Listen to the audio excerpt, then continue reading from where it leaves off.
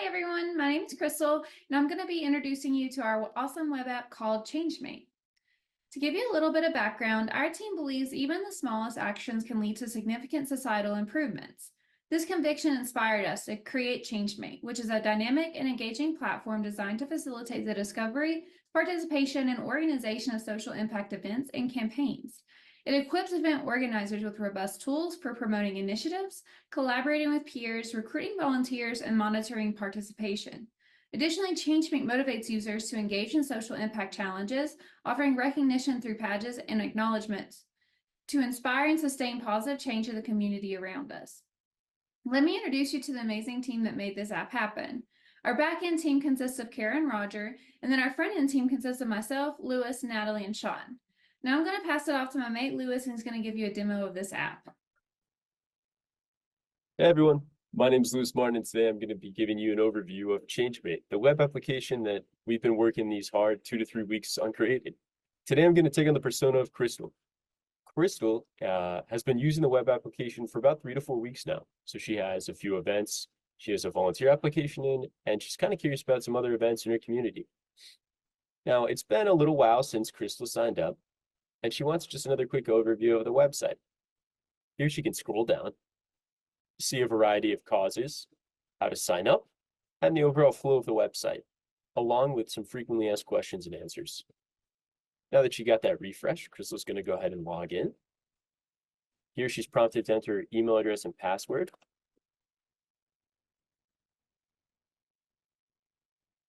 When she types in the correct email and password, she's brought to her profile page. Now the profile page is broken down into 2 sections. A little bit about Crystal and her events. The little bit about her section displays her location, some interests, and the social impact that she's done strictly through this website, meaning events she's participated in, volunteer, attending, etc. After that, the events. Now they're broken down into 3 sections. Crystal can quickly see the events that she has admin permissions on here. And if she fills up with more than what can fit on the page, she can quickly scroll through here to see more. The volunteer events, meaning events that she's not an admin on, but events that other people have created with roles for volunteers, and she has chosen to volunteer for a role. Here we can see the status of her volunteer application is pending, meaning the owner of the event hasn't accepted or declined, which is perfectly fine. Those things take time. Here we have her attending events, meaning events that may not need volunteers or have all the volunteer roles filled up, but users can still come and attend the event as it sounds.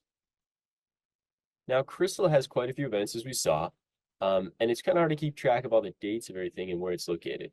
Here, she can click Show Calendar, and it'll show Crystal all of the events in a monthly basis. She can see, hey, I have some stuff going on in June, but I don't really have anything going in May, and I kind of want to participate a little bit more. So she can close out her calendar, and since she's used that web application for quite a while, she knows she can click Search, and it'll bring her to the Search Events page. Now this page, when it first renders, will automatically show you events in your local area.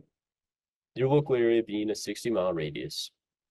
But Crystal's pretty free in May. Frankly, she has nothing going on that month. And she's kind of curious and willing to drive about events in the entire state of California. Now Crystal can see California and in-person events, search, and here it increases the range a little bit. So a few more events pop up. Now Crystal's kind of just curious about June because she wants to take May pretty easy. So here she can do a sub-filter for the month of June, and we'll do the entire month. And let's update this. Now Crystal can see 2 events, one June 15th and one June 22nd. Now Arts in the Education Fair really kind of interests her. So she's going to click more details here and get a quick overview of who it's hosted by, a description of the event, some of the details, and an option to add the event directly to her calendar. So she doesn't just have to be able to log onto the web app to see the events that she's participating in. Crystal thinks this sounds pretty cool. So here, she's going to say, hey, count me in. Now, as you can see, the only option is to attend. They don't have any volunteer roles for the Arts Education Fair available. So Crystal clicks attend. And if she changes her mind, she can always click on RSVP. Now, Crystal goes back to her profile and she sees, hey, the Art Education Fair is now part of her attending events. Now, it's been a little while, and Crystal knows she has some events that she needs to do some tidying up on, some volunteer applications she needs to manage, and etc. She can also do that to the profile page easily. Instead of seeing more details, she can click here and have the option to go to the administration page. Here she can see a quick overview of the event details, the current hosts with the ability to add more, the to-do list tasks with the ability to add more or show what's done, and the applications. Now, Adam is signing in here for the role of sign-in table greeter.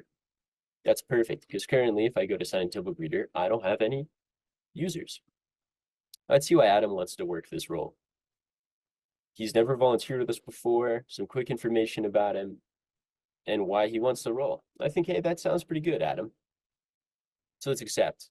And we can see here, now Adam is a member of the table greeters.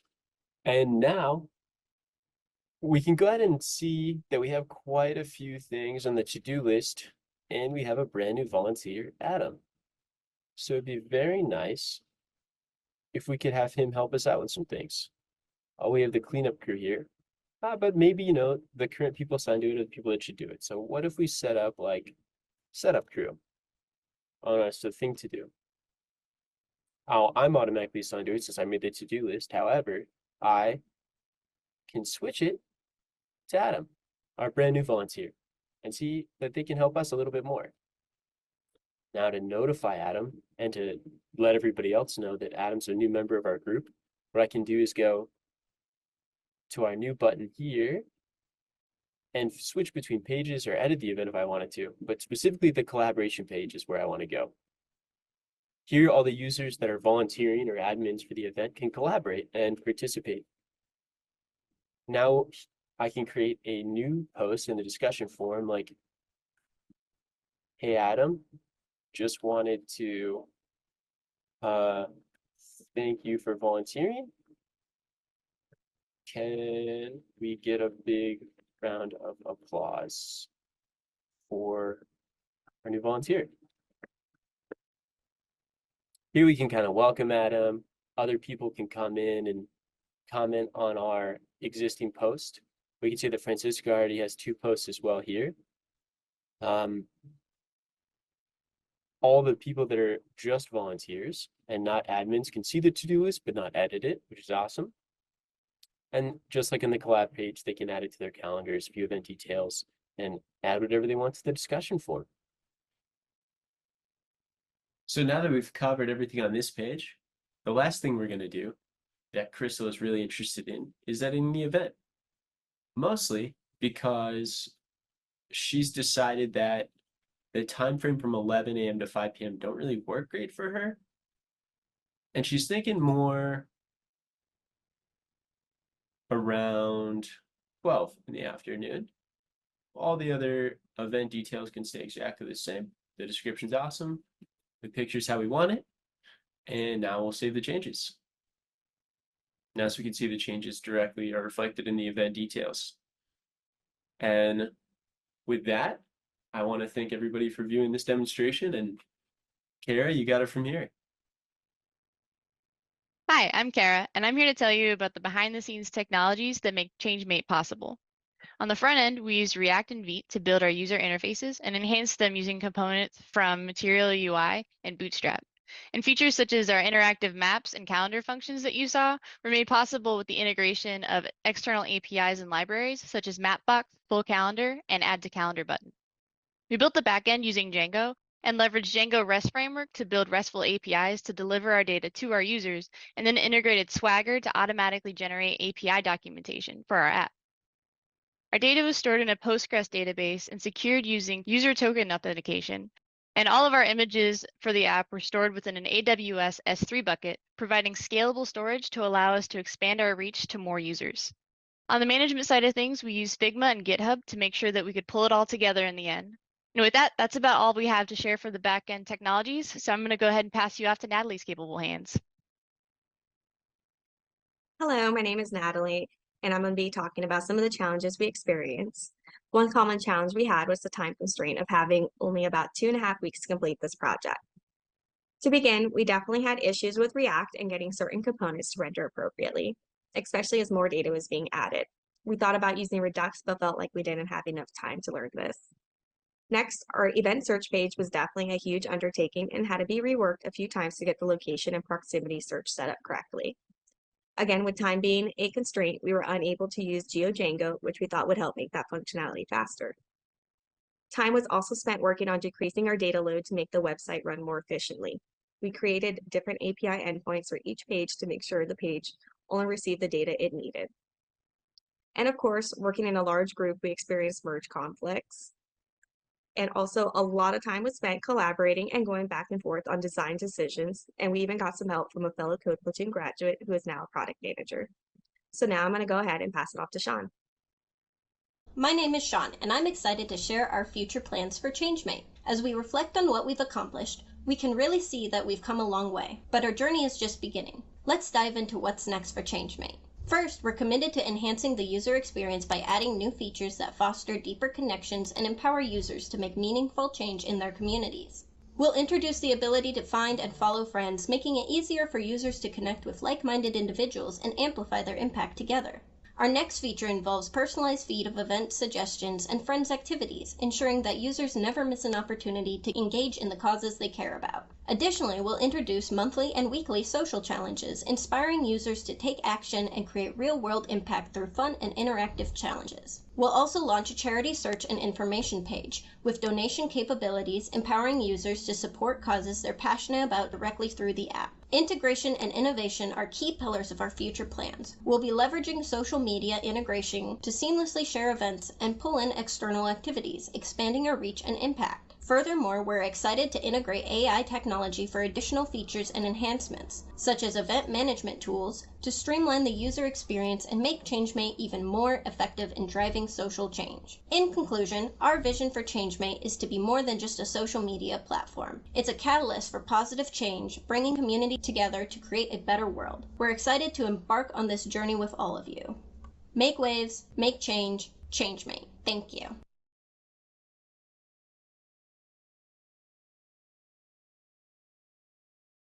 All right. That was ChangeMate by Kara, Crystal, Lewis, Natalie, Sean, and Roger. At this point, we're going to go ahead and address some questions that we've seen in our YouTube chat up to this point. The first one being, how does the proximity filter on your search page work? Yeah, I can answer that. So I did a lot of work on the search page functionality along with Kara. And currently how we have it functioning is the search box for the location. When you enter in a location, it grabs the latitude and longitude for that location. And then we do some math on the back end to figure out how many miles away the radius would be, doing the math with the coordinates.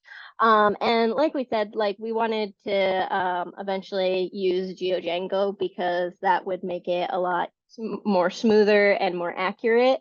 But we just didn't have the time to learn how to do that. But yeah, that's basically how our search works, our proximity search works. All right, awesome. Thank you, Sean. The next question we have is, will the site be deployed for others to use? Yes, we were able to deploy our app yesterday by setting up our application on virtual servers provided by Amazon Web Services called an EC2 instance. These instances act as the backbone of our app, ensuring it's always up and running. And we'll actually be able to share that link in the YouTube chat as well, so you guys can all go check it out yourself. All right, that's awesome. Thank you so much, Crystal. Next we have, the UI looks great. Did you all use an outside source to assist with your design? Yeah, I can answer that. So we, as Natalie had said, we actually reached out to a Platoon graduate, Shelby Escariata. I'm so sorry if I butchered that, but she was super helpful. She's a UX designer in real life, and she was able to help us hone in some of our own UX designs using her real world experience. All right, that's great. And then I believe our final question from YouTube is, did you find it difficult to develop this as a virtual team? How did you work to overcome any obstacles caused by working in geographically separated locations? Yeah, Lewis, you want to answer this one? Yeah, absolutely. I'd love to answer that question. Coordination was probably the biggest part of that. So like we talked about, we're all remote, so we work in various geographical locations, East Coast, West Coast, you name it. Deciding how we're going to go with the flow and what flow that's going to look like was the biggest part. So kind of how the morning's going to look like, what we're going to do through the workday, and how the end of the day is going to look. And once we kind of came up with that steady rhythm, we were all on the same page, and being on the same page was crucial so that we all developed the application in the exact same mindset. Because you can imagine, like, with all these different features and pages, if a certain person has an idea for something and it's drastically different than the original idea, we can kind of very quickly stream off path. So it worked out great, and I'm great that we had such phenomenal teamwork and communication. All right, thank you so much, Lewis.